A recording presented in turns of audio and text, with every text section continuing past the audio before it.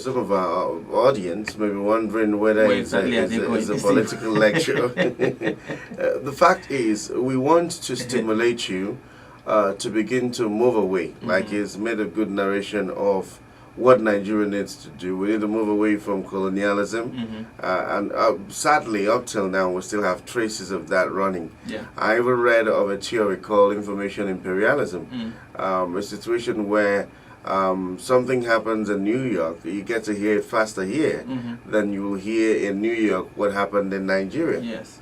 It is a information flow imbalance. Okay. Yes. But then, we don't want to bother too much about that because let's look at it from a personal level.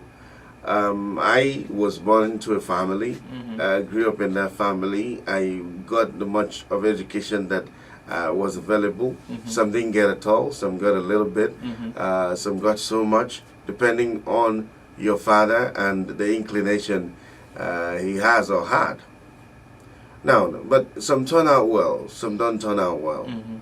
What factors can we attribute these results, so to say? Two. I'm sure you have brothers too. Well, I have brothers that when I line up with them, they don't think we're from the same parents. Exactly. My elder brother is exactly like that. Okay. In comparison with me. I like to say that it's important that I make a conclusion of what I was saying so that I can now bring it down home. Okay. So notice that the defects of where you are coming from really are not the issue, but how you deal with those defects. That's exactly where I was going. Okay. So we've had nations who had defects as a result of the people who birthed them, who colonized them.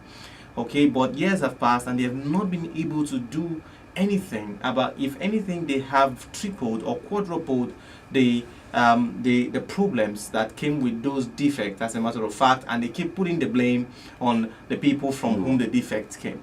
But you see, as much as you cannot stop birds from flying around in the sky, if anyone perches on your head and builds a nest there, it's your fault. Okay. There is no argument around that whatsoever. Even the blind can see that it is your fault. So it can fly around as much as it can fly around as much as it wants to.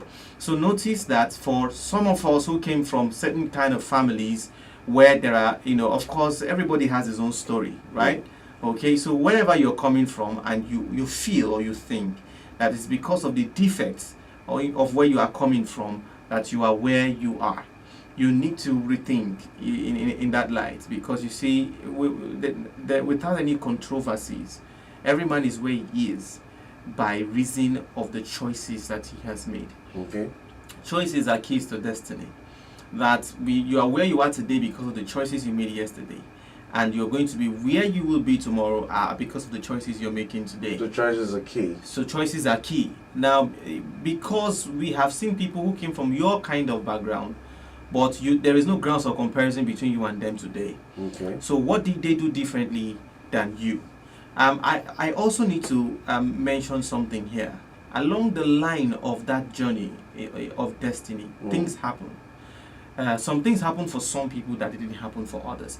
I'll never forget what Mark Zuckerberg said in his speech at the Harvard University that was on social media a few weeks ago.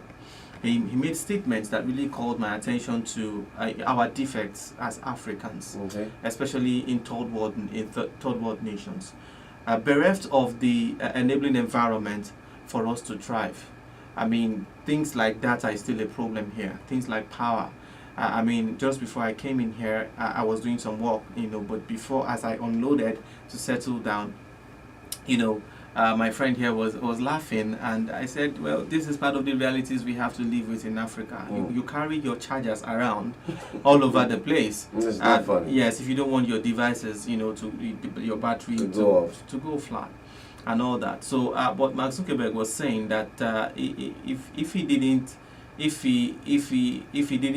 came from a family where he had to feed, where he had to send money home while he was in school, there most likely would never have been a Facebook. If he didn't know that he would still be fine if the idea of Facebook failed, he may never have tried. That the Facebook has become what it is today may not necessarily be because of genius or stroke of genius, not because it's smart, or more intelligent necessarily than other people. That however we want to tell our success story, there's always that stroke of luck that we had somehow, and that's how we got to where we are. I listened to him over again in that speech, and I could see the pain, the defect that we are suffering in this part of the world. Unfortunately, a lot of motivational speakers who are shallow and do not, do not think deeply before they say certain things they say, carry on a certain unhealthy comparisons many times. Carry on certain unhealthy comparisons many times. Some like imagine comparing Nigeria with America. It doesn't make sense.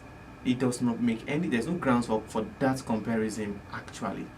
I mean, all the indices just don't line up. But as a nation, yes. But we have seen individuals that left here, got there. So enabling environment is key. Yes. Very key. So are we stuck? Well, again, that's a matter of choice. Okay. That's a matter of choice because we have seen precedents. We have seen people who never traveled abroad, who have never been to the white man's land, who went through the same struggles we have been going through, and they rose to become global icons on the soil of Nigeria, such that by the time they were leaving Nigeria for the first time, they were leaving on a first-class ticket. They were leaving with, for some of them, they left with a green card already made. How do they do that? Good. Maybe we should make reference to one or two, personalities in order to drive the point home. Okay. By the time some of them were leaving, they didn't have to queue up, join the long queues in the embassy, to obtain a visa. In fact, if they wanted to move with their entire family, visas were going to be available to them, because right here they had done something that the world had come to reckon with. To the extent that even the Western powers were willing to open their gates for them to come in. And that's because of a very powerful principle I want to share at this point, which I learned from one of my mentors, Olakunle Shorian. He said that the strength of a material is in its universal appeal. It's in its global bearing, in its international weight. So if we say this is a microphone, for instance, we cannot afford to take this microphone to Abia State and it suddenly becomes a stick, a walking stick. We begin to wonder, was it actually a microphone before? So there are universal principles. Exactly. How did it move to a place and then it changed? If I say that I'm a millionaire in Naira, it means that if I move with my 10 million to the UK and suddenly it became something less than 100,000 pounds. It means I was never a millionaire. It was just the weakness of my environment that deceived me into thinking that I was a millionaire. Okay. So what it means is that whatever you are and whoever you are, you have to put that at the back of your mind, that the quality of what you have actually is not about how much the people around you appreciate it, but how much it can be appreciated on the global scene. Okay. Such that you have to move beyond passing the test of locality to passing the test of universality. Okay. So some people have created value or products here in Nigeria, and the value and product that they have created was so powerful that that people from countries like Japan, from China, from the US had come to reckon with what they had made. Somebody will ask you, person will never chop. You talk of global appeal. No, but that's the awareness. Yes. That is to say, if people are applauding you, clapping for you, like you're doing fine, you should be thinking of how successful you are if rated globally. Exactly. Okay. Not against the backdrop of the prevalent circumstances in your locality. Yes, I tell people each time people say, "Oh, you're doing so fine," I said, "As against what?" And while I appreciate the accolades, I want to ask myself, am I not looking like a one-eyed man in the land of the blind? Okay, so here I can see, but then what if you get to a place where you see, where there are people with 100 eyes, they can see farther than. And so you begin to look like you can't see at all. At all, exactly. There is this guy that gave a talk, a speech in TED Talk, and then he began to point to something like this: when international economists say that Africa is rising, In fact, the title of that speech of his was "Africa is not rising." So that he didn't mean to get anybody upset. He just wanted to make a few points. And then, for want of time, let me just mention one. For if we say that Africa is rising and it's making progress in terms of economically at a certain percentage, say 6.2 or thereabout, and you say Africa is rising, what's the bar for measurement in comparison with what?